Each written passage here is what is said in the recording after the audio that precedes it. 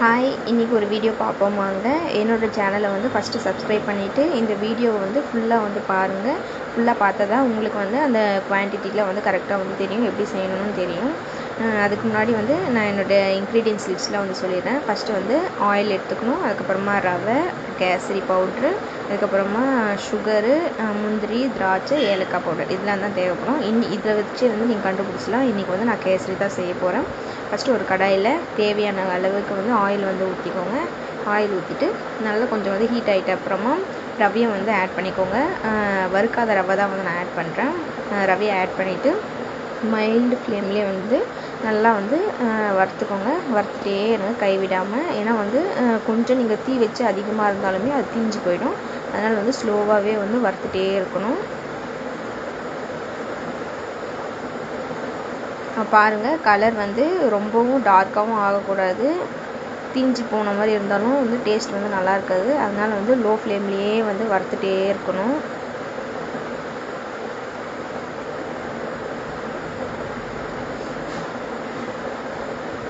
இப்போ வந்து நல்லா வந்து வறுத்தாச்சு. வறுத்துட்டு அதை வந்து வேறு ஒரு பிளேட்டில் வந்து ஷிஃப்ட் பண்ணிவிட்டு அந்த கடாயிலே வந்து இப்போ 1 கிளாஸ் வந்து ரவை எடுத்துக்கிட்டிங்கன்னா அதில் வந்து 3.5 டம்ளர் வந்து வாட்டர் வந்து எடுத்துக்கணும். அப்போ தான் வந்து உங்களுக்கு அந்த கேசரி வந்து அப்படியே ஏலக்காய் வந்து வரும், ரொம்ப கட்டியாக இல்லாமல்.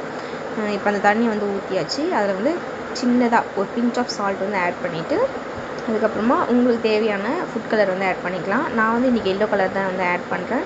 எல்லோ கலர் ஆட் பண்ணிவிட்டு அதை வந்து நான் கொஞ்சம் மிக்ஸ் பண்ணி விட்டுட்டு அதுக்கப்புறமா அந்த ரவையை வந்து எடுத்துருக்கீங்களா அதை எடுத்துகிட்டு வந்து ஆட் பண்ணிக்கணும். ஆட் பண்ணிவிட்டு இப்போ தான் வந்து ஒரு முக்கியமான இதுவே அந்த லோ ஃப்ளேமில் வச்சுட்டு கை விடாமல் ஸ்லோவாக மிக்ஸ் பண்ணிகிட்டே இருங்க. ஏன்னா வந்து நீங்கள் அதை கை எடுத்துட்டாலும் கூட சின்னதாக வந்து கட்டி ஆகிட்டே வந்துடும் சீக்கிரமாக.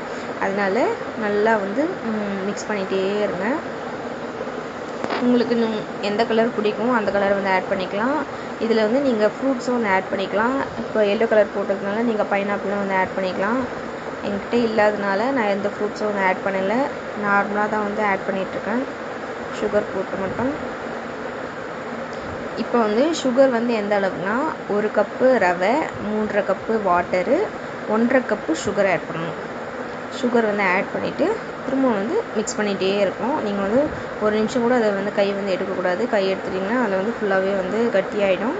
அதனால் மிக்ஸ் பண்ணிகிட்டே இருங்க.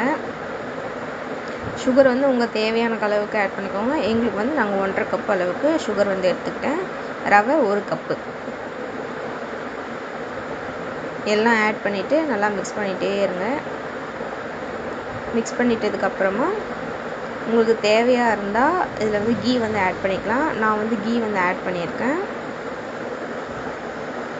1.5 ஸ்பூன் வந்து கீ வந்து ஆட் பண்ணியிருப்பேன்.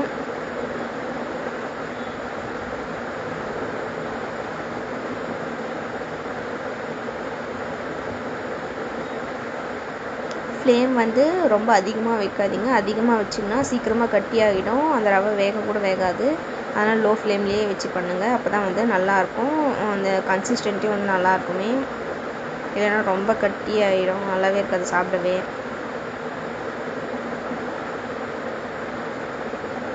பாருங்கள், அந்த கன்சிஸ்டன்சியில் இருந்தாலுமே வந்து நம்ம சாப்பிட்றதுக்கு வந்து நல்லாயிருக்கும்.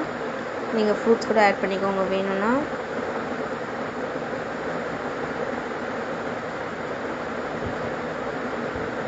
கீ ஆட் பண்ணியிருக்கேன் நான். கீ ஆட் பண்ணிவிட்டு திரும்ப வந்து லைட்டாக வந்து அப்படியே மிக்ஸ் பண்ணுங்கள்.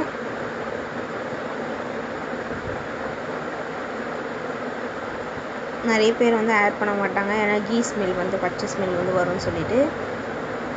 பட் எங்களுக்கு பிடிக்குன்றனால நாங்களும் வந்து இந்த கீ வந்து ஆட் பண்ணியிருக்கோம். கீலாம் ஆட் பண்ணிவிட்டு இப்போ வந்து முந்திரி திராட்சை வந்து நம்ம வதக்க போகிறோம்.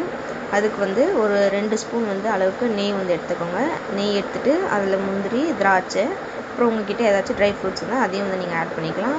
லைட்டாக வந்து வறுத்துட்டு அதை வந்து எடுத்து இதில் வந்து ஆட் பண்ணிக்கணும். இந்த கேசரியில் ஆட் பண்ணிவிட்டு திரும்ப அதுக்கு மேலே வந்து லைட்டாக வந்து நெய் வந்து விட்டுக்கோங்க. அப்போ தான் வந்து இந்த அரோமா வந்து நல்லாவே இருக்கும்.